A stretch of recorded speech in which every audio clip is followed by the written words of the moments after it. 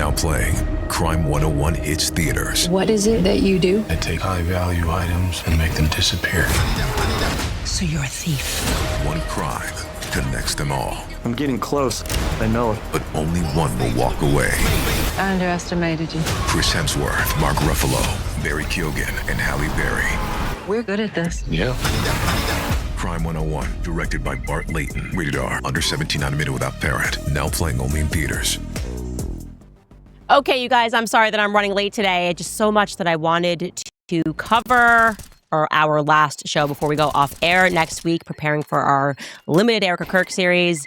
Now, we had received a large influx of emails because Baron Coleman had a bit of a viral episode regarding a seemingly weird relationship that Erika had with a then 15-year-old girl named Jillian.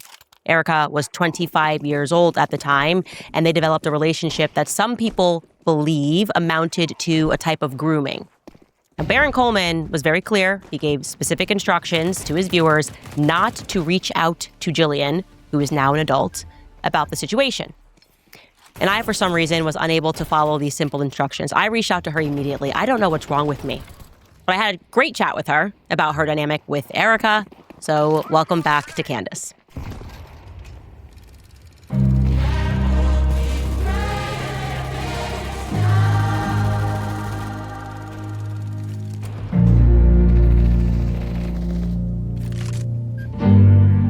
Okay, shout out to Nimi Skincare for sponsoring today's episode. It's the only skincare brand that I've actually stayed consistent with and what my routine is built around. Winter is when skin really takes a beating, and that dryness can make fine lines show up faster. You can find them by visiting nimiskincare.com and use my code Candace10 at checkout, and you'll get 10% off your order.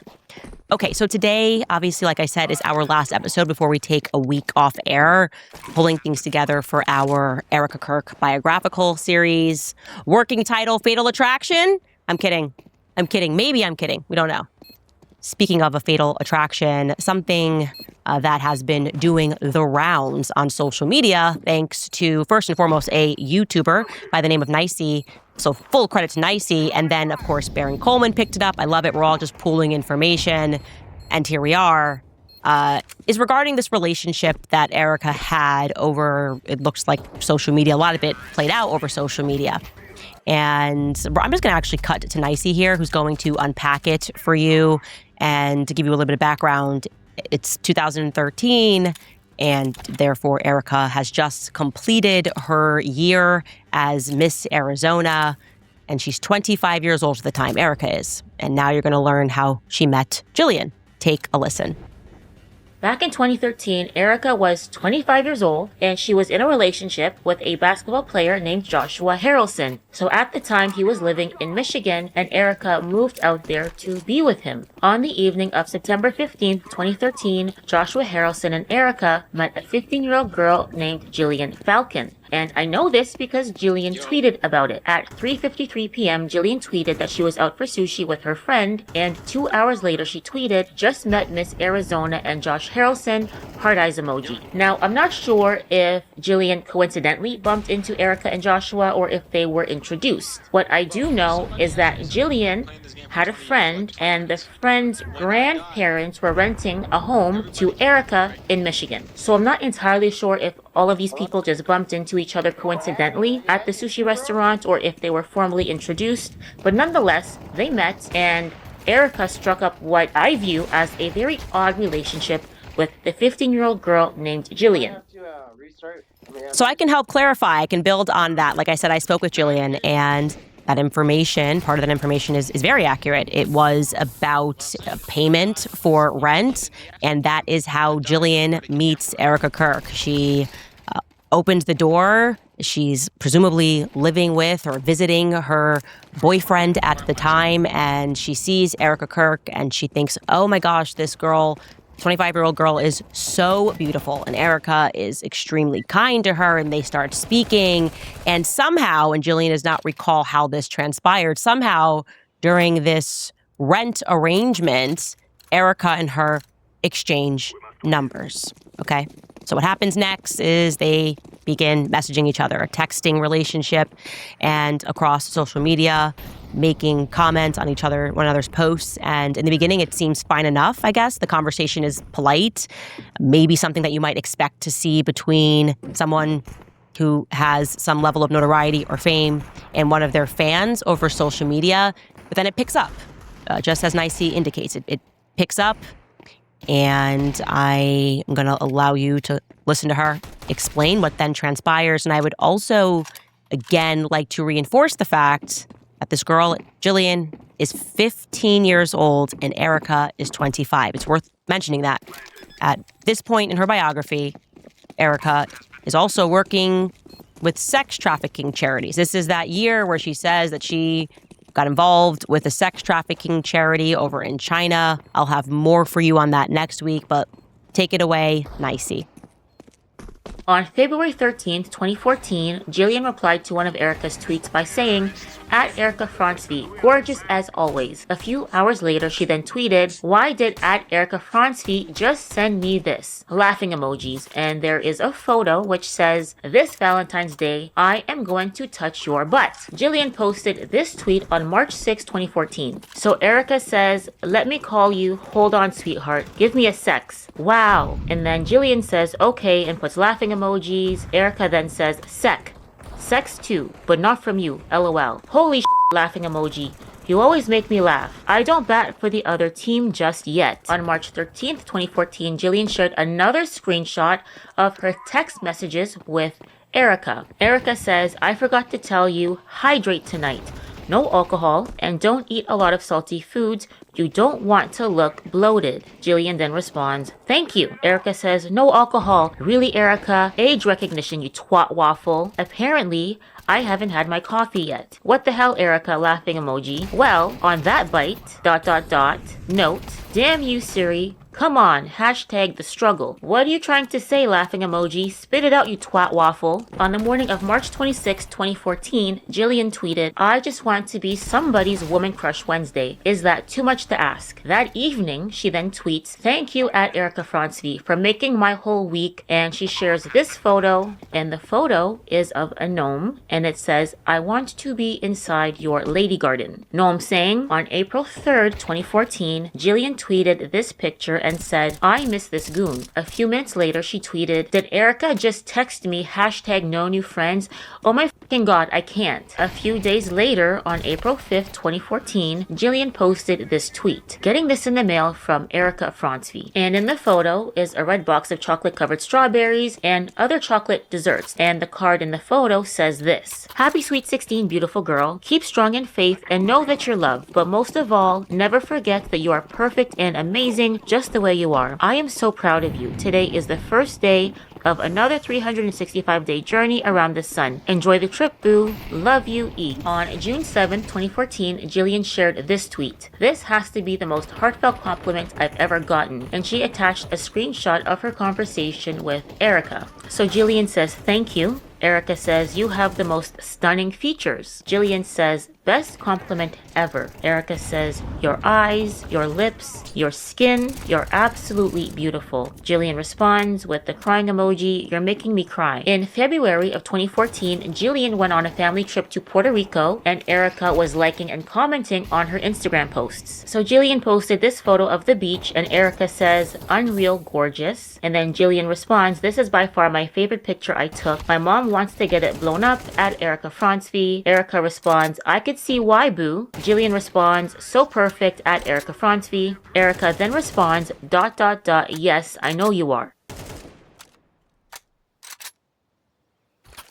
I'm just going to follow that with a little bit of silence. I just want us to all contemplate it.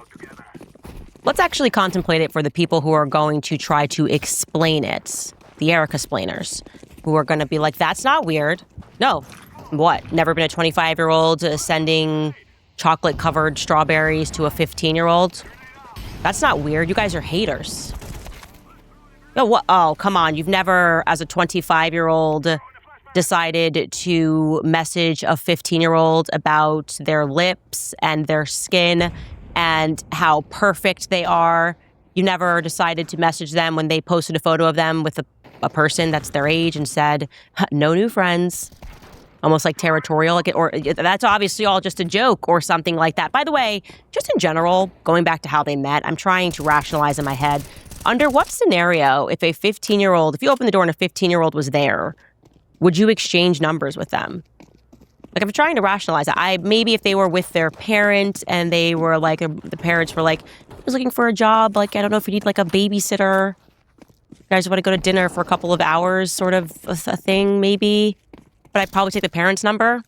Yeah, I would definitely take the parents' number. I actually can't rationalize that. So I'm throwing that out because sometimes people in the chat can be more creative than me. And they can say, oh, no, it's totally adorable to exchange numbers with the 15-year-olds and then kind of have this relationship with them. Where you're commenting and making lesbian jokes. I don't, swing for the next team yet. Is that appropriate to say to a 15-year-old when you're 25? Come on, where are my Erika splainers in the chat? I want to hear it. It's a time to be alive. Everyone's explaining Jeffrey Epstein and all of his friends. Go ahead, go for it. I think it's fine. Go ahead. I want to hear it. There's so much that disturbs me about that. But again, when I first was going, everything is wrong here. That's my natural intuition. I didn't want to then extrapolate and jump to conclusions until I spoke with Jillian. On the off chance that maybe it is my personal senses, having learned everything about Erika's background, maybe my personal senses about Erika might be clouding my judgment. Maybe there was a perfectly reasonable explanation for that sort of relationship. Maybe she really is just such an amazing person by the time she's 25 years old. Such a strong and faithful Christian that she wants a 15-year-old to feel sexy or something. And I also want to note that this particular 15-year-old at this time, what we know based off of Jillian's tweets, is that she doesn't have a father in her life, okay? She tweeted this in June of 2014. I haven't seen my dad over 2 years, okay? The reason why I want to point that out is because Charlie Kirk and I did a lot on the road discussing father absence and how these teenagers and children are instantly more vulnerable to tons of things, getting involved in the wrong networks, criminal activity. You need a father in the home. So I just find it interesting that it's a good fact to know about this girl at this time. Maybe her father's in her life since. I don't know. I didn't ask her. But I told you I called her. I instantly reached out because sometimes I just can't follow instructions the right way. And I asked her about how she felt about it 10 years removed from the situation. And she responded exactly how you might expect. She said at the time, as a 15-year-old, she was blown away by this amazingly beautiful, older, semi-famous person that was giving her all of this attention. And for clarity, I am completely empathetic to that position and experience as a younger girl, obviously. I correlated to how I felt. I think I've told you guys in the past about Christina Aguilera when she first dropped. And then I was obsessed with her when I was 13, 14 years old. My mom put me on punishment because I was so obsessed with Christina Aguilera. Christina Aguilera, at that point in my life, maybe if my mom had not punished me for idolatry, but at that point in my life, I'm racing home to watch TRL because I got to make sure she's number one. If Christina Aguilera had then given me tons of attention, I'd be like, oh, I can't even believe this. Christina Aguilera is giving me attention. She probably could have manipulated me into a lot of things because my brain would not have been developed. This is normal tween to early teen emotions and passion. And it's precisely, if you track my work, what has always been my biggest gripe with Taylor Swift, even though I like her music, it's because I find that she harnesses the power of that tween emotion to get business deals done. Yet she's 36. Anyway, I digress. That's the point of that. We know that they're reactive, they're emotional, and her fans will kill somebody if they have to, right?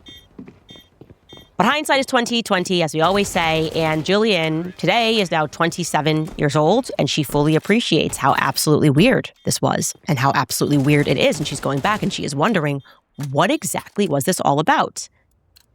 What exactly was Erika harnessing her teenage emotion for? Why is she continually telling her that she's beautiful, that she has perfect lips? Why is this 25-year-old who's not even from Michigan interested in this dialogue with her? And something she points out is, I was with my friend when I met her, but she never had this relationship with Cheyenne. Cheyenne is mentioned elsewhere in that video. Why was it particularly Jillian that she was interested in? And curiously, get this, she tells me that she and Erika actually never hung out in person beyond that first meeting. So this was purely meant to be a platonic relationship where Erika said stuff even like this to her on Instagram. Jillian, that dime piece beside the car, though, she's referring to Jillian, just so we're clear, she's referring to Jillian beside a car as a dime piece. Again, if this was two 15-year-olds speaking to each other, I'd be like, that's totally fine. I actually tend to agree with Nicey's assessment elsewhere in the video. Just put in your mind this is a 25-year-old man referring to a 15-year-old girl. What would happen? What would you be thinking? And again, Erika did not actually hang out with her beyond that, so what exactly was her stated goal? Well, I can at least tell you what that last weird text exchange was about, the one where Erika tells her not to drink and to suck her stomach in tonight, wherever they're going tonight. People assume that they had gone somewhere together, but no, that exchange is actually in reference to Erika then having sent this 15-year-old to have photos taken. Insane. She sent this 15-year-old to have photos taken. She's helping her because she's just so beautiful get into maybe some modeling. That's at least how she presented it to her. So after telling her how beautiful and perfect her lips were, she then sets her up with a photographer, a friend of Erika's. Erika, she says, arranged the entire thing. This person she had only met once, then after maybe love bombing her, we describe it, then sends her to meet up with this male photographer. And Jillian said that this photographer was kind of creepy. She's trying to remember his name. She says she remembers it began with an R, and he was kind of shorter, chubbier. And yeah, I'd say, yeah, Jillian, that's pretty creepy. Any photographer who is taking photos of a 15-year-old without their parents' consent is a creep. Find me this. I am looking to find and discover who this person was. And I would also similarly say that any person who is arranging for photographs to be taken of a 15-year-old girl without explicit permission from that person's mother is a total creep. So Erika, having done this, is completely and utterly creepy. It's creepy. It makes no sense. It makes no sense. I will not allow people to say that it makes sense in some context. Like, it just doesn't make any sense. I asked, did she speak to your mother? She said, no, she never spoke to my mother. This was happening on the phone. Her mom's probably thinking she's just on Instagram, speaking to whoever, and she's not even considering that this is happening. So what does all of this sound like? It sounds to me like every parent's worst nightmare. Your kid has a phone, they get social media accounts, they're making friends over the internet, and the next thing you know, you find out that there's a man at night, if Erika's message is to be believed, who's taking photos of them. So I'll ask the question, the obvious question here. How much smoke before we are allowed to confirm that it seems there may be a fire? Because everything in Erika Kirk's story, which we will more thoroughly present to you in the weeks to come, has proximity to child trafficking scandals and proximity to charities and involvement with charities that had trafficking scandals and abuse scandals. Sometimes literal proximity, by the way. Like, I think I've mentioned this, Turning Point USA's headquarters, incredibly, maybe I haven't mentioned it, they're almost directly across the street from the #1 human and child sex trafficking location in Arizona, a place called Arizona Mills. If you're in Arizona, everyone goes, oh yeah, I know what that is. Yeah, everybody knows about Arizona Mills. Who picked this location for a student activist organization? Who is the real estate agent on that deal? I feel like when a good real estate agent comes around, you're like, oh, is this a good spot? And they'd say, you know what, you don't want to be close to Arizona Mills. It's not a great spot for a student activist organization. Was Erika the real estate agent? And actually, I do know who handpicked it. I was around for that. It was Tyler Boyer. He's like a proud fifth generation, I think he says, Arizonan. He grew up in its backyard, right, Chandler, Gilbert area. So I'm going to go ahead and assume that he was familiar with the reputation of Arizona Mills. Tracy Martin, Erika's best friend, she's also has been involved in charity work for trafficking victims via Dream City Church, which we mentioned to you. And that actually makes sense because Dream City Church runs Phoenix Dream Center. Phoenix Dream Center, according to their website, is a center that provides residential rehabilitation shelter and care for victims of human trafficking. Wow, everyone is so amazing. So amazing. They just can't get enough of trying to help these trafficking victims. It says that they provide affordable housing for men and women that are in transition after having been trafficked. They give them food, they give them clothing. Nothing to see there because it's a charity. You can't question a charity. Turning Point USA is a charity. You can't question a charity.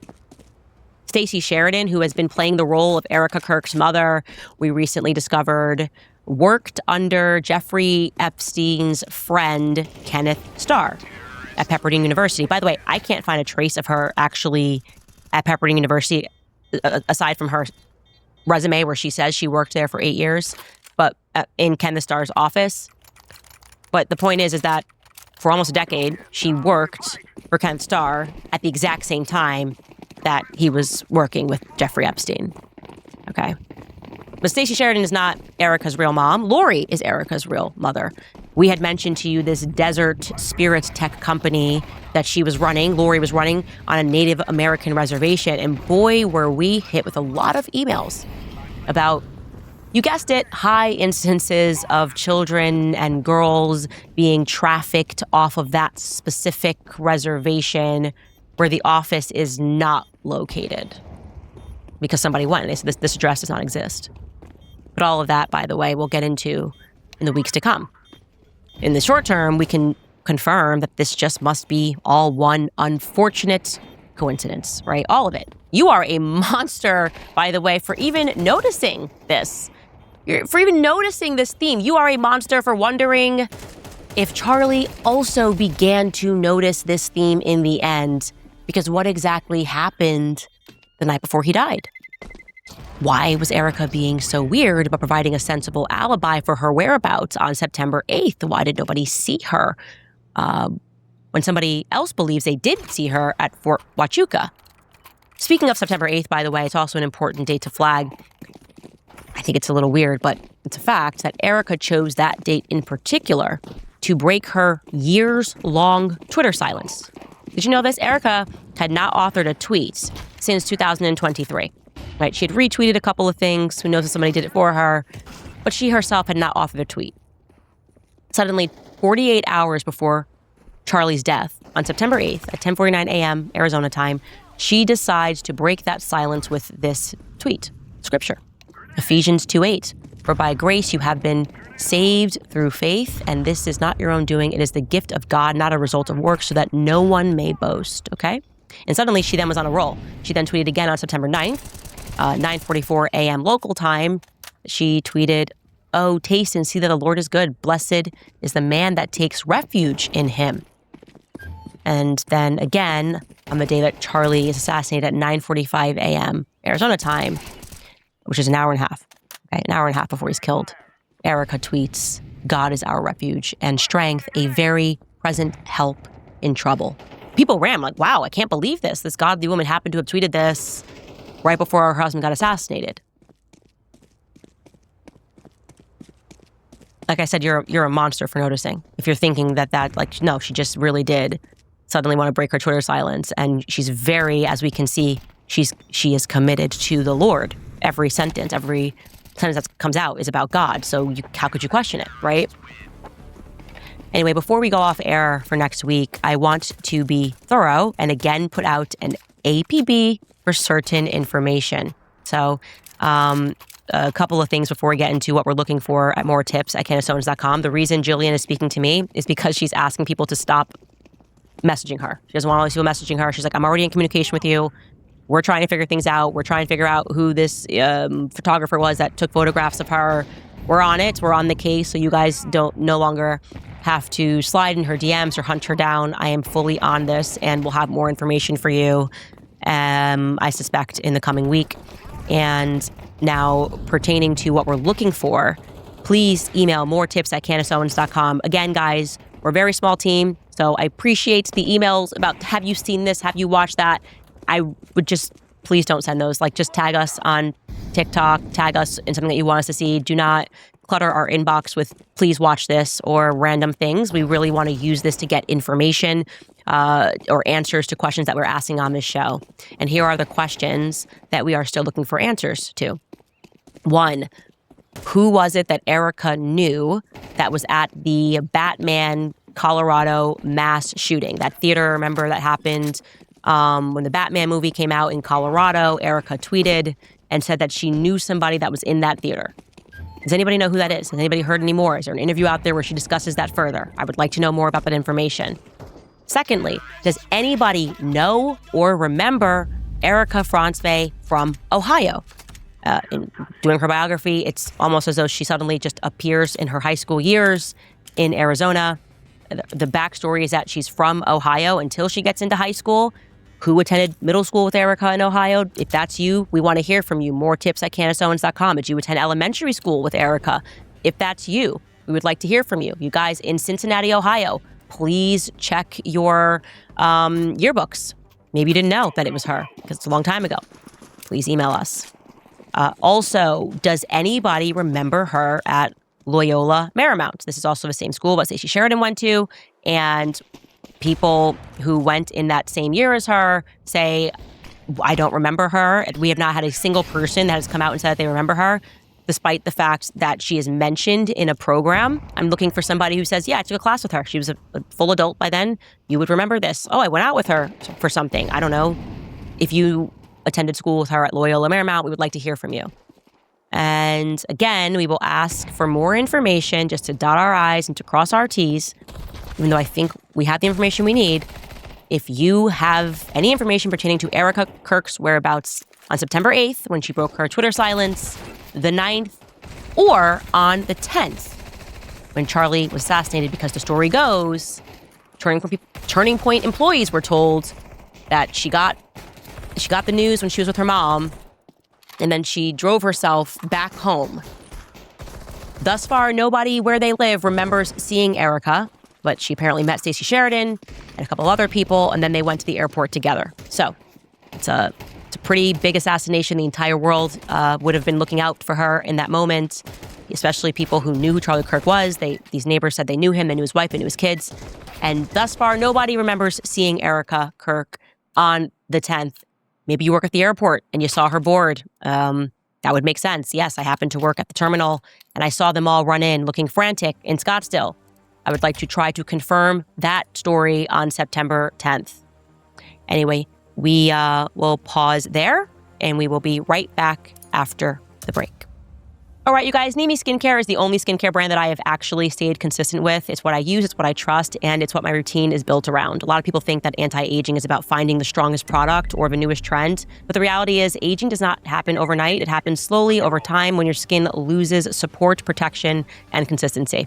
That's why Nimi's 3-step anti-aging routine is the smart choice long-term. It focuses on the real drivers of aging, things like collagen breakdown, environmental stress, and a weakening of the skin barrier, instead of just these quick fixes that are available.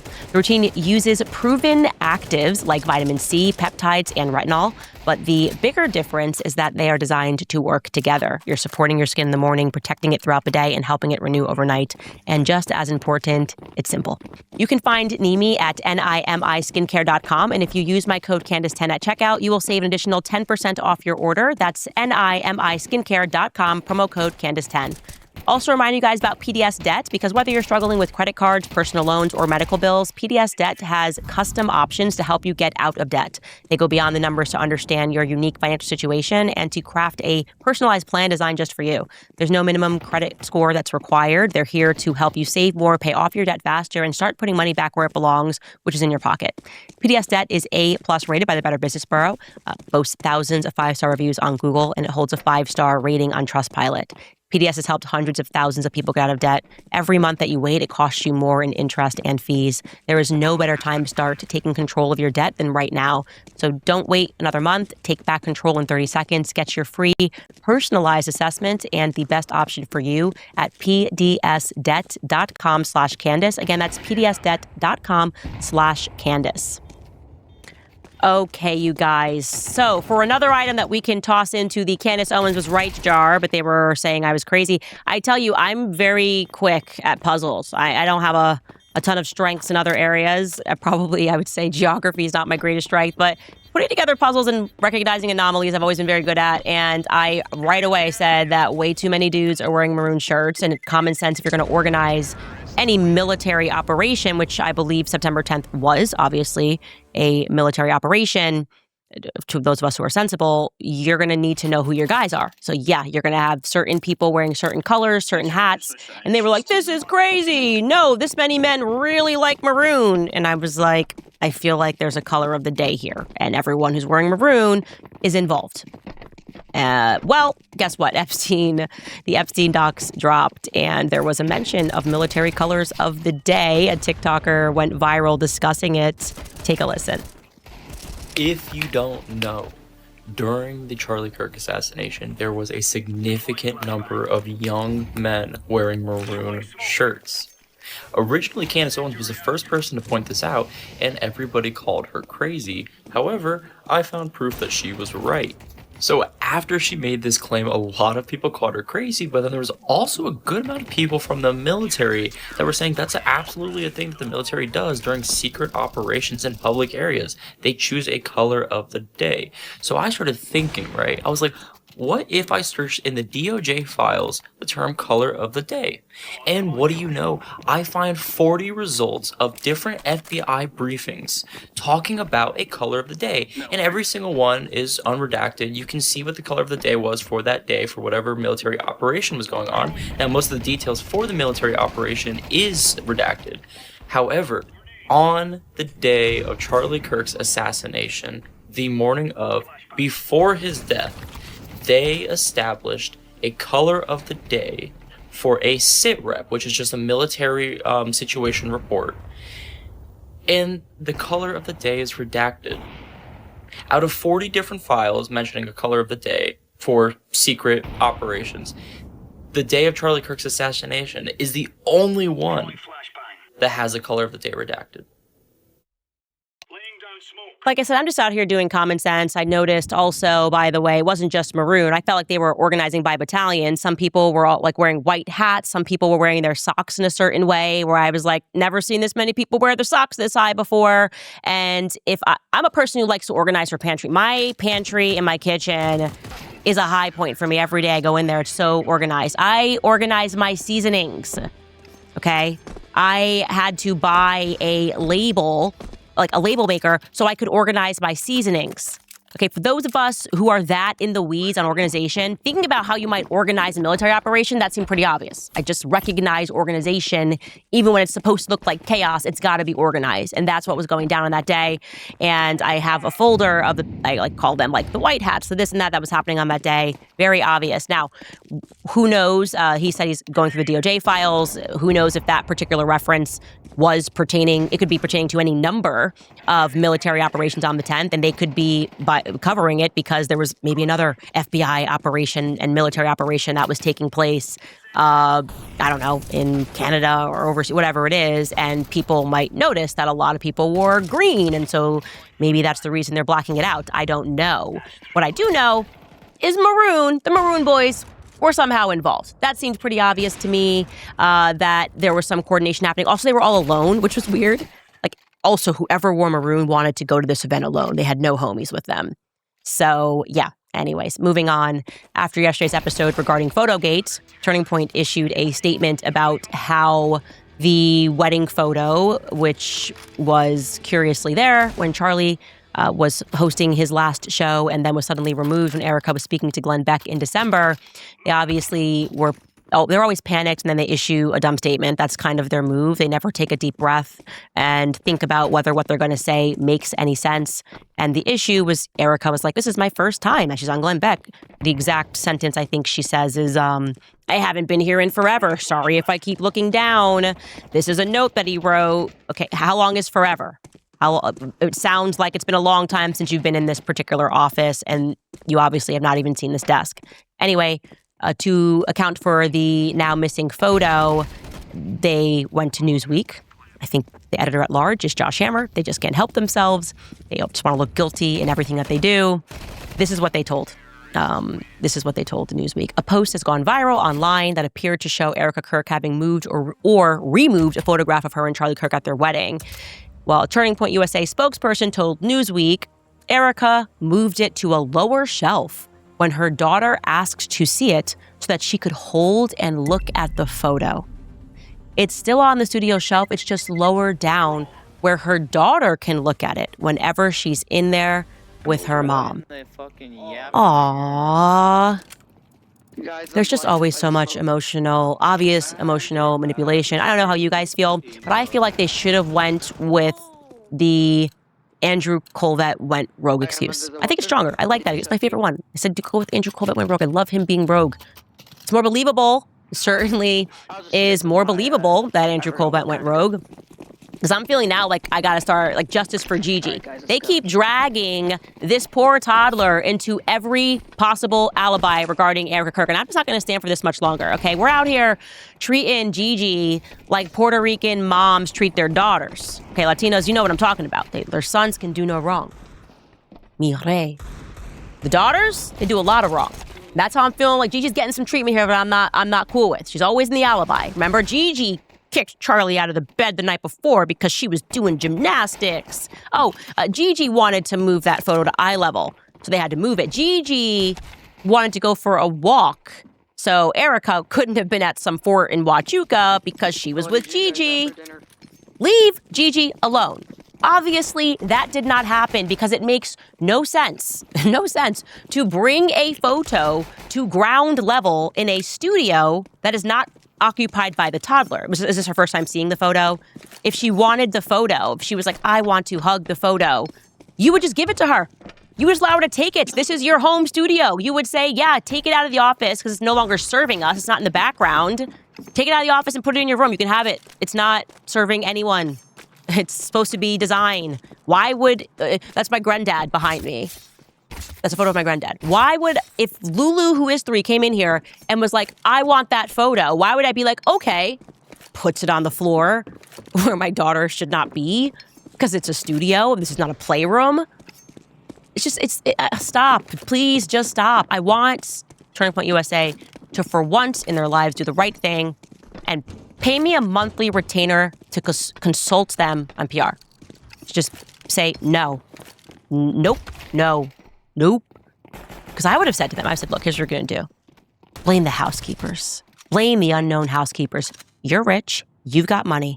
A lot of money. We're talking billions from Pierre type money. Just blame the housekeeper, Erika. What? We didn't even notice that. We just had someone in to clean. I am going to fire the housekeeper. That's what I would have done. Nope, nobody pays me. Nobody pays me the big bucks. And even though they are lying about Gigi, we can now debunk my earlier suspicion that Charlie himself moved the photo because he did not. It is likely that he could not have moved the photo himself. And the reason that they're lying is because they want to protect a person that is truly amazing. A person who is so terrific, who is so spectacular, that we dare not even say his name without an adjective. He is he who must not be named without an adjective. You know who I'm referring to. Because oddly, despite the fact that this is Charlie's home studio, in the aftermath of Charlie's assassination, before Erika got in there, Mikey began doing media hits from it. What's he doing at the house? Nobody knows. What does he do for Charlie? Nobody knows. How did he become chief of staff? Nobody knows. So, anyway, one of our mommy sleuths did find Mikey McCoy, the marvelous Mikey, on November 8th, giving an interview to Real America's Voice. And you can see in the corner, there is no photo, okay? There's no photo, so it was already moved. So if Erika was really seeing the notes on his desk for the first time in December, because she hadn't been in the office in quote-unquote forever, as she told Glenn Beck, the marvelous McCoy could not relate. He's been there. He's been sitting at Charlie's desk. But then on top of that, and here's where we get to debunk the idea that Charlie moved the photo, they were hard launching Mikey. Remember, I told you that. Mikey was like slated to take over for Charlie. And they were doing it very hard and very quickly after Charlie's assassination. So hard and so quickly that another sleuth found him on September 22nd, seated in Charlie's chair at home. Now, this is just 11 days after Charlie's assassination. And it also happens to be the same date that Erika was on that Zoom call telling the employees to button it up, get back to work. There's merch sales, there's hat sales. It's what Charlie would want. Charlie is dancing in heaven, but only if you're at work, working hard. You better work.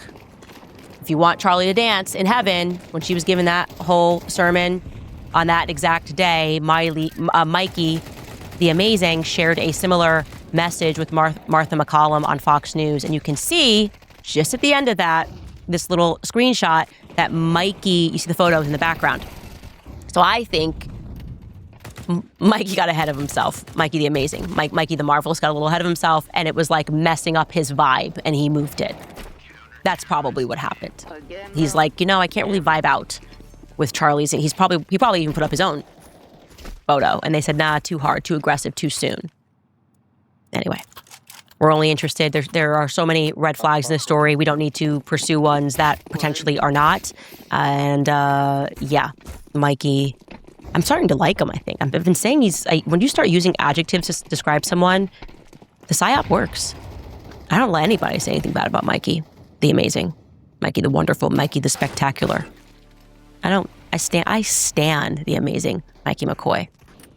The question now is whether or not they're going to keep gaslighting us and lying to us about Charlie and Erika. I still feel very strongly they had a fight on the 9th. And also I feel strongly that they probably will keep gaslighting us, at least if the Epstein file situation is any indication, because we have been so aggressively gaslit over the last 6 months that sometimes we forget how audacious and how absurd and how positively traumatizing the manner in which our government just routinely lies to us actually is. Regarding the Epstein files, we should probably be in the streets revolting. We're probably due for like a revolution or something. It's so bad that Republicans are sharing Democratic tips. It's actually kind of bringing us together because I think we all just hate the elites so much. And the quote-unquote elites, really the occults and the ball worshippers. And I'm clearly not a Democrat. I'm actually not even a Republican. I retired from politics the day they took out Charlie Kirk and lied to us about it. But this Democratic representative, Jared Moskowitz, did a really good job recapping exactly what the Trump administration put us through with the Epstein files. Gaslighting his own supporters after insisting that day one, they were going to give us access, they were going to tell us the truth, they were going to be the most transparent administration ever, holding up the binders. Take it away, Jared Moskowitz. It's been 12 months since you gave Republican influencers part one of the Epstein files. You said the list was on your desk, and a memo came out and said that there was no list. Phase 2 of the binders never happened. The President of the United States says the Epstein thing is a hoax. He blasts his own base for wanting the release of the files. He blamed Barack Obama. Republicans voted against the release of the files in the Rules Committee. Then they refused to even return to the Rules Committee until they could be protected from future votes on the release. Speaker Johnson sends Congress home a day early before break. They sent the Deputy Attorney General to meet with Maxwell. She says something favorable about the president. Miraculously, she gets transferred to a minimum security facility. No one can explain why. Miraculously, the leaks to the Wall Street Journal stopped. We come back from break. We have the Massey discharge petition. Republicans drop a rule, a non-binding resolution trying to kill the Massey discharge petition. The White House says passing the Massey discharge petition is a hostile act. Trying to stop the necessary 218 signatures, according to Republican members that signed it, the White House brought them into the Situation Room, the place where the president goes for time of war, promising things like appropriations or maybe even to primary them. People in the room say you were there. It didn't work. We get the 218 signatures. We eventually passed the Massey petition. You guys didn't release the files. You were forced by Congress, every member of the House except one, and the entire Senate. The reason the president signed it is because it was a veto-proof majority. We can't agree on anything, and yet the entire House but one member and the whole Senate forced the administration to release the files. Kash Patel under oath said to Senator Kennedy, the FBI is not in possession of any credible evidence that Epstein trafficked girls to anyone but himself. We know now that's not true. According to documents, Epstein had a worldwide sex trafficking ring. Girls from Poland, Czechoslovakia, Russia, Paris, modeling agencies sending him girls. He even had a relationship with a summer camp where he groomed girls at a picnic table. Ghislaine Maxwell says 29 Epstein associates cut secret DOJ deals. Turns out there is a list. 6 names readily available if you unredact them. Co-conspirators named, but we got them when you unredact them. Maxwell recently tells a House Oversight Committee that she wants clemency to release more names. Kash Patel under oath said Trump's name appears less than 100 times in the files. We now know that's not true. Trump's name appears more times in the Epstein files than God's name appears in the book about God. Okay, by the way, this is the Trump Bible. Move over, King James. Trump's name also appears more times in the Epstein file than Harry Potter's name appears in the 7 books about Harry Potter. Lutnick says that in 2008, he went to Epstein's home, says he had a massage table in the living room, that Epstein said he got one every day, that it was the right type of massage. He and his wife decide to leave and say they'll never be in a room with him again. Howard then says, I'm sure the Epstein stuff is all on video. He was the greatest blackmailer of all time. Well, how would Howard know that? But now the files are public, and in 2012, we found out that he and his family are on Epstein Island after Epstein pled guilty to state charges. I'm from Florida. I take my family to Disney World, not to Epstein Island. There are documents in the files that dispute the president's claim that he kicked Epstein out of his club. Allegedly, the president said that he asked Epstein to leave. Supported now, that's disputed, though, by statements from the manager of the club. Now, Madam Attorney General, I have like 25 seconds left. So because I'm curious, and I'd like to see you flip to the Jared Moskowitz section of the binder. I'm interested to see what staff provided on the oppo on me, and because we're in the Olympics, I'm gonna give it a grade. I just wanna see how good it is. So give me your best one. So first of all, nothing is funny about mocking the Bible and holding up a Trump Bible. That's what you did. You made a joke, and I find it offensive. That's all I have to say. I want it from the burn book. Shame. I want it from the burn book. Which is the best one? What you got? That's all she had to say to him. Shame. Shame.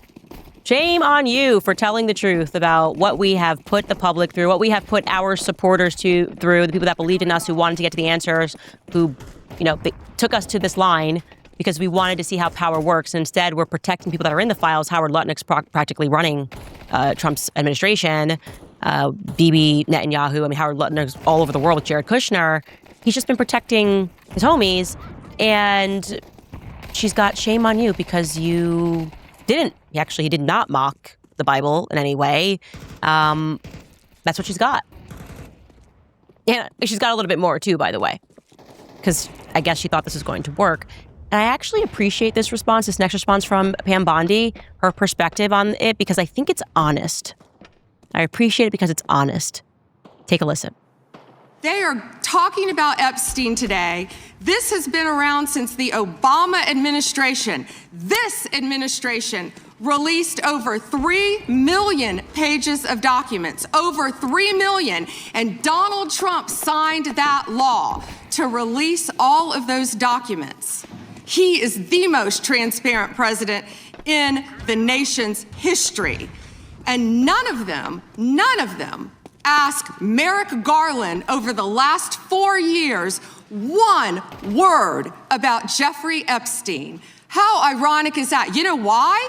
Because Donald Trump, the Dow right now is over $50,000. I don't know why you're laughing. You're a great stock trader, as I hear, Raskin. The Dow is over 50,000 right now. The S&P at almost 7,000. And the NASDAQ smashing records. Americans' 401ks and retirement savings are booming. That's what we should be talking about. We should be talking about making Americans safe. We should be talking about, what does a Dow have to do with anything? That's what they just asked. Are you kidding?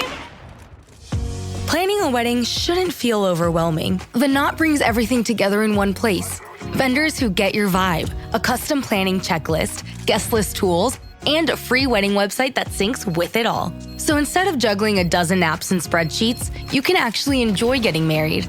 Get started at theknot.com/audio. The Knot. Let's plan your wedding together. It's simply amazing. It's as amazing as Mikey McCoy, right? She's just out there like, what? Let them have cake. Like, what is wrong with you guys? Okay. We're guilty. Guilty as charged. Yeah, Epstein's trafficking. It's a whole network. Everyone at the top is kind of a monster. Yeah, they've been trafficking children, harming children. There's all this Baal worship. We're referring to you guys as Goyim and increasing your taxes, making things more dangerous, stealing from you effectively. Money has gone missing. But have you checked your 401ks? Guys, gas is down 10 cents a gallon.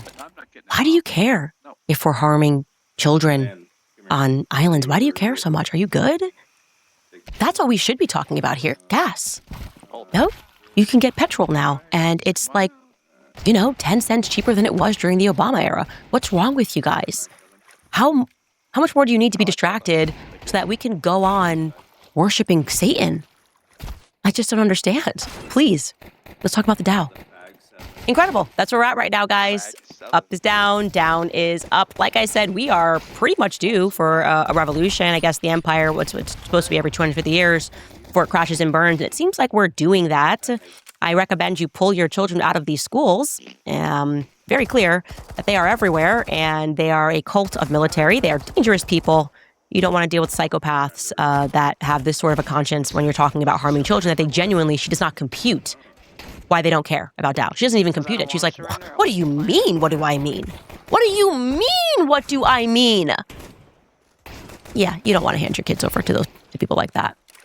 Anyway, so much more that we will be uncovering, and always interested to see, with that same energy, are they going to continue to gaslight us about Erika Kirk? Are they going to continue to do the thing, refer to her as a widow who's never done anything wrong? Yeah, some purity test. How dare you do this? How dare you destroy the empire of Turning Point USA? It's all Charlie was. It's all he was. He got up every day, and this is what he wanted to build. He was not a person outside of this. How dare you even question the very questionable things? Have you seen gas prices lately? You have questions about Erika Kirk's background? Have you seen the Dow? Have you even opened your 401k? What's wrong with you? You're all monsters. Anyway, speaking of Turning Point USA, I got a very funny story about how, as a part of how they wanted to get back at me, apparently Alex Clark demanded that Dylan call my sponsors, Paleo Valley, one of our show sponsors. And we didn't hear this from our sponsors. We heard this from people that were fired from Turning Point USA, and demanded that they pick me or Alex Clark, because I had gone after her for dressing up in boots and standing over the memorial site of Charlie to pose for, what was it, the Washington Post, whatever it was. I thought that was weird. That didn't feel right to me. And she was upset about that. And I thought that was very funny. Anyways, this feels like a really good time to jump to ads. I feel like it's a great time to tell you guys about Paleo Valley. Something that my team and I are always craving are their beef sticks. Paleo Valley makes their meat sticks with 100% grass-fed beef sourced from small-scale regenerative American farms, so that you can feel good about what you're eating and what you're supporting. They've stripped out all the junk. There's no preservatives, gluten, soy, sugar, dairy, or GMOs, just clean, nutrient-dense fuel, the way that food was intended to be. So whether you're road tripping, working late, or running around with the kids, these sticks deliver high-protein energy without the crash. Keto, paleo, carnivore, it does not matter. Paleo Valley works with your lifestyle, not against it. They come in multiple bold flavors, including original, jalapeno, summer sausage, maple, bacon, teriyaki. So there's something for everyone. With over 55 million beef sticks already sold, Paleo Valley is trusted, proven, and backed by a 60-day money-back guarantee. Right now, get 20% off your first order at paleovalley.com, and you can use code Candace at checkout. That's paleovalley.com, promo code Candace at checkout. Also, want to remind you guys about Field of Greens, because most people do not look forward to their annual physical because they're nervous about what the doctor might find. That's why what you do before that appointment matters. So before your next checkup, make the one health change that your doctor will be sure to notice, or you'll get your money back. Make it Field of Greens. Doctors today look beyond your calendar age. They also look at your biological age, how healthy your cells and your vital organs are. Field of Greens was designed with that in mind. Each fruit and vegetable is doctor selected to support your cells, heart, lungs, kidneys, and healthy weight. In fact, a university study found that participants who only added Field of Greens saw measurable improvements in key health markers. That's why Field of Greens promises your doctor will notice your improved health, or you'll get your money back. So go into your next physical with confidence, just one scoop once a day, and you are done. Get 20% off at checkout if you use promo code Candace at fieldofgreens.com. Again, that's fieldofgreens.com, promo code Candace. Sounds like me and Alex Clark got beef. Paleo Valley beef. Who does that? Why are these people like this? I would just never call somebody sponsors and be like, you pick me in my boots. Or Candace. You can only have one of us. I can't believe they didn't tell me that. Respect to Paleo Valley for not even telling me that. It must have been a very strange phone call. Anyway, new merch available on our website. We have also our autographed bundles. You can get Make Him a Sandwich and Blackout, both hand signed by me.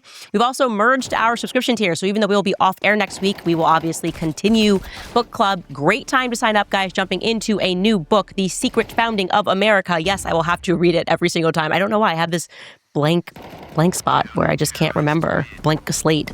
I can't remember titles. It's weird. It's like my kryptonite. Nicholas Hager. Oh, it's up. Thank you. Just do that next time. We have Nicholas Hager. We're just starting this. We're just going to do an intro, get into the first 3 chapters. Very excited. The real story of Freemasons, Puritans, and the battle for the New World. Not what you were told, guys. That whole story about the founding of America. The British are coming. The British are coming.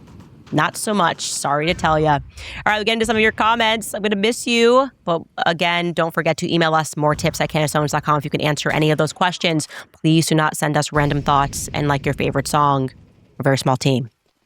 But if you got a tip, an actual tip, please give it to us. Getting into some of your comments from last episode.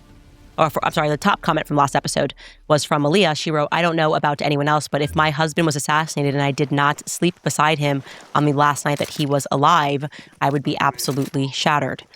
Yeah, but have you thought about the merch sales? What's wrong with that person? Oh, why did she even write that comment? That was a terrible comment. Have you thought about the t-shirts that you'll sell? No, clearly she didn't think about t-shirts she would sell when she wrote that comment. Be better. We'll get into some more of your comments for today's episode. A reminder, we will be dark next week, so we will not see you until Monday, the 23rd. Comments from today's episode. Jess writes, how about this? We pray that in 2028, we see an Owens and Carol or Coleman ticket. One can dream, Candace go Max, Christ is King. It won't be Owens, I'll tell you that for free. It will not be Owens. I just think there's nothing authentic and real in DC.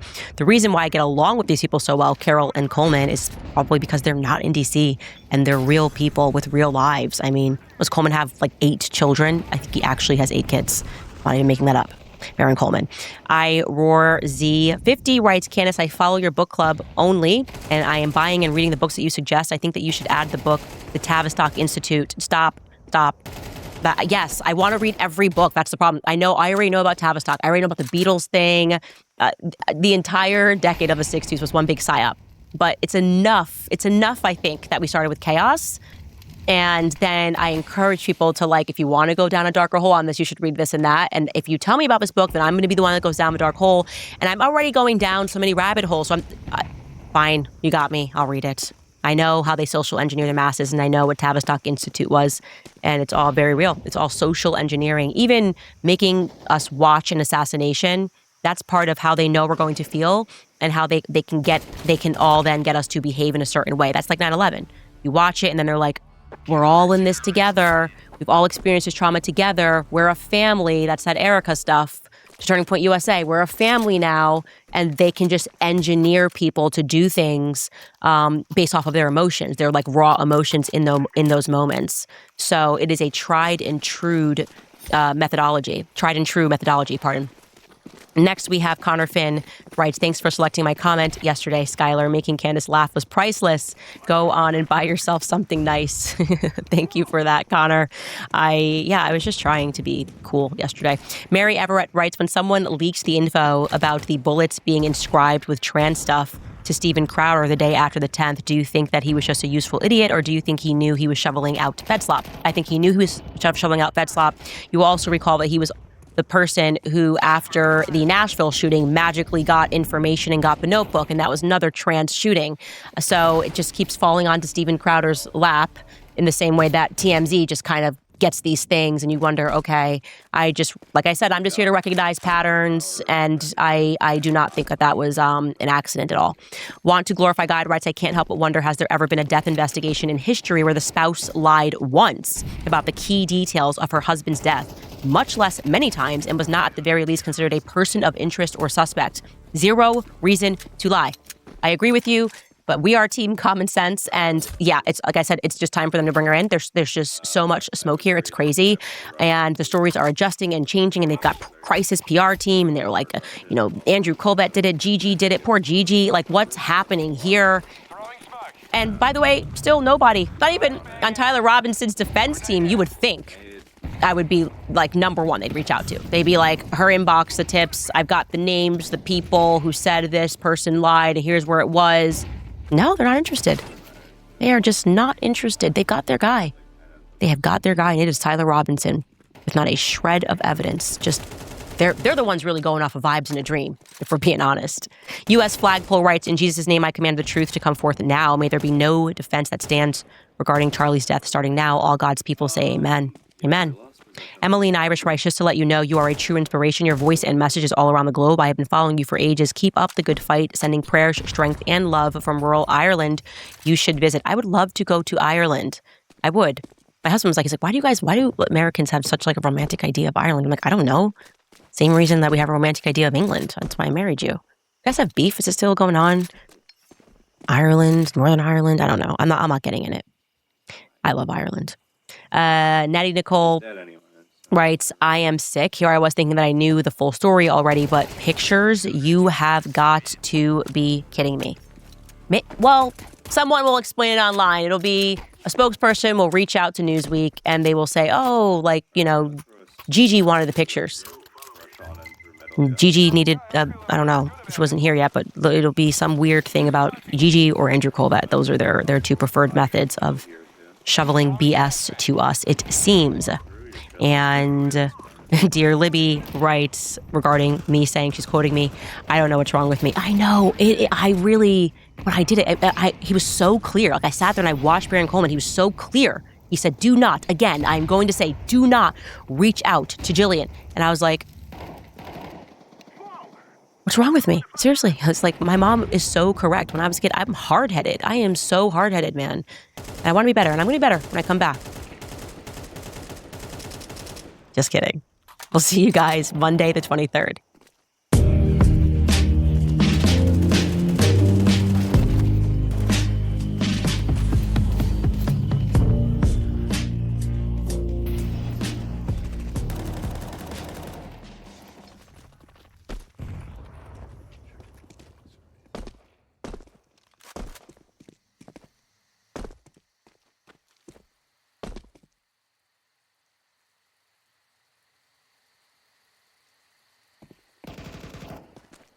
Hilarious attempts, man.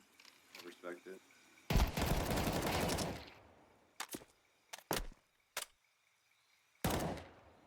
Right, get him not watching another game of a guy taping a dumbass weapon. No! This is black laminate. Good choice.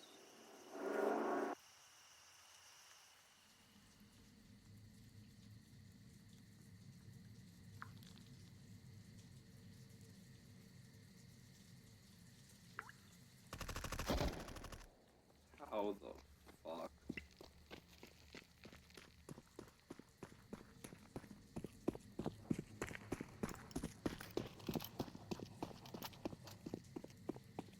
Insane work. I'm planting the bomb. He clutches the bomb has been planted.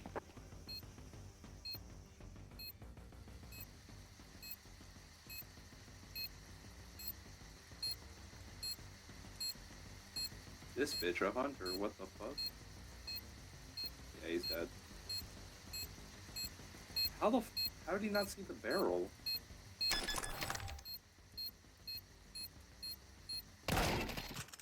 Wild. Fuck! Player 1, how did you not see his barrel? It was silent, so it was kind of very obvious.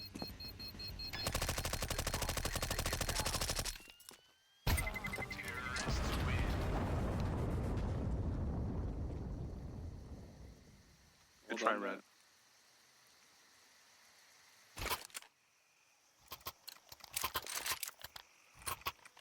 Guys, I tell you, we kill them all. Full smoke shield. I'll flash you from the middle. Flashbang. Flash. Come on. It's the same, yeah, same offer.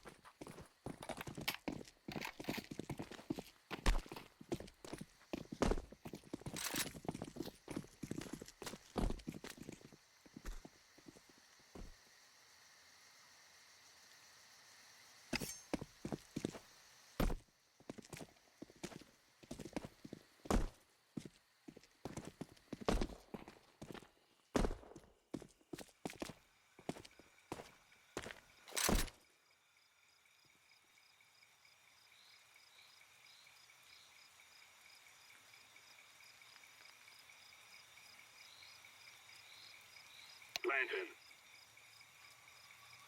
Bomb has been planted.